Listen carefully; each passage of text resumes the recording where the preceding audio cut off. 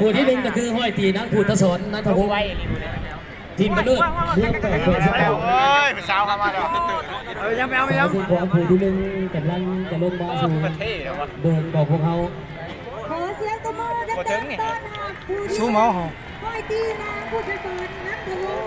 ทีมคุณน้องเมืองแปดแฟนเสียงขวาง ผู้ที่สองคือว่าที่นั้นขวดใจมีภาษาถิ่นกำเนิดเมื่อคำแขวนเส้นทาง อะไรไอ้ผู้สาวนะโอ้ยคือมันโดดไกลได้มากพี่นี่มันเกินคาราเมลลงมาแล้วสู่ภาคพื้นด้วยความปลอดภัยขอเสียงตบมืออีกครั้งหนึ่งมาลงพี่วะมาลงใกล้ๆพี่นะแถวพี่นี่นี่เอาแล้วมาพอแล้วโอ้ยน้อยเดียวสาวเสียงขวางทั้งงามทั้งเก่ง เก่งอะไรเนาะ นี่ผู้ดีแม่นเลยเต็มลำเลยเนี่ยสู่สนาม รับไปผ้าวะ34วิ่งตัวเดียวเลยเฮแกงว่ะนี่นะเนาะเข้ามาช่วยโหลดไก่ไปเลย34วิ่งตัวเดียวนี่เต็มเลยนี่34วิ่งตัวเดียวนี่นี่แล้วนักกีฬาผู้ที่สี่นาง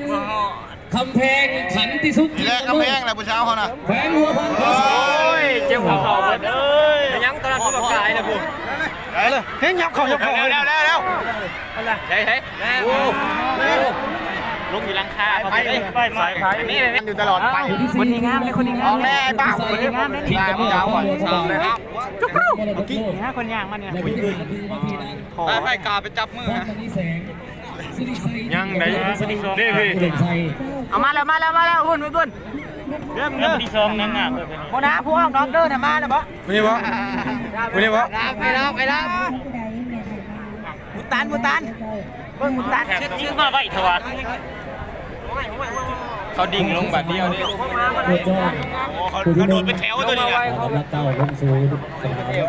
ขอเสียงตบมือดังเดี๋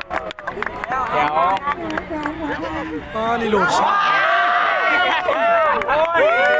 วันกูแบบนั้นเลย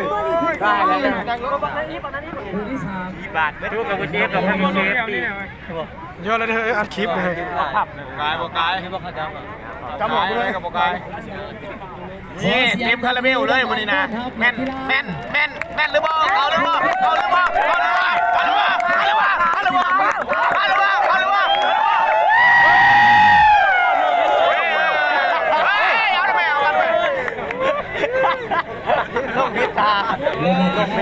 ปกติกำลังจะลงสู่ภาคพื้น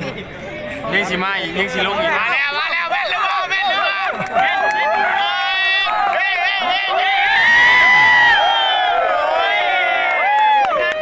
งามคนนี้งาม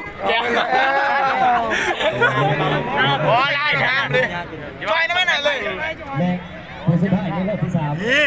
ผู้ที่ห้าแม่นนะคนนี้โอ้บ่หอดกำลังจะลงสู่ภาคพื้นมาแล้วขอเสียงตบมือต้อนรับว่าที่นางพรมณีแสงเรื่องใส่แขวนนี่มันขาดเปื่อย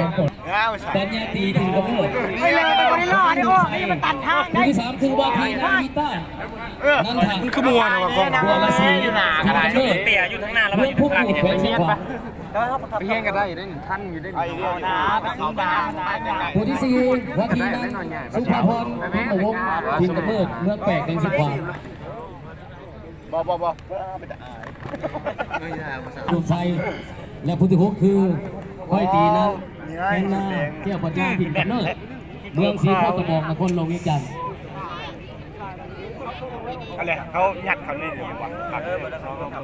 ขายัดเขาหันเลยวะวุ้นนี่ยัดเขาโดนแทนลงไปหน่อยทุกคนบอกว่าลืมเลยพอนะเขาไปมวยเลยโฟกัสเราเขามัววะโอ้บริพับบริยังเนาะยัดเขาเลยเนาะโดนแล้วจ่อมันตกอัพโอ้โหไปโคตรสหาย โอ้ไปโคตรยัง6 คนลงมาในรอบที่สี่